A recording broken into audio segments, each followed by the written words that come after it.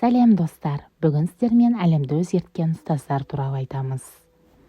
Әлемді өзгерткен ұстаздарға ең алдымен Рита Пиарсонды айтсақ болады.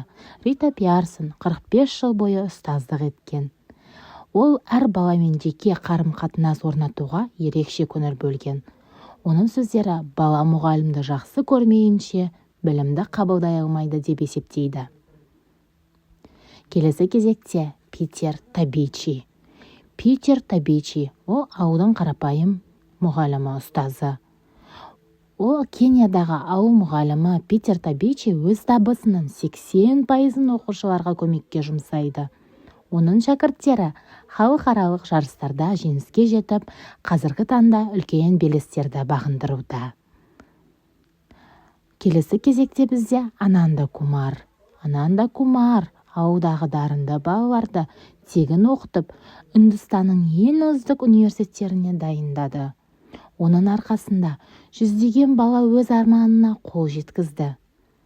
Осы жерде біз әрине қазақтың ұлы ұстаздары, ең алдымен ол бізде Ыбырай Алтынсарин.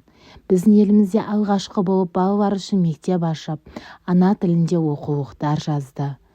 Ыбырай Алтынсарин ол 1864 жылы Торғайда алғашқы қазақ мектебін ашады. Кел балалар оқулық өлең арқылы білімге шақырады. Оқу құралдарын, хрестоматияны өзі жазып, халықтың сауатын ашуға тырысады. Қиындықтар әрине жолында кездеседі. Бірақ оған қарамастан, әрқашан халыққа қызмет ету ең ұлы міндет деп өзінің ұранын айтып жүреді. Кәнекей достар, барлығымыз еліміз үшін, жеріміз үшін өз еңбегімізді арнап балаларымызға жақсы білім берейік. Жақсы, сау болыңыздар, лайк басып, каналға тіркелуді ұмытпаңыздар.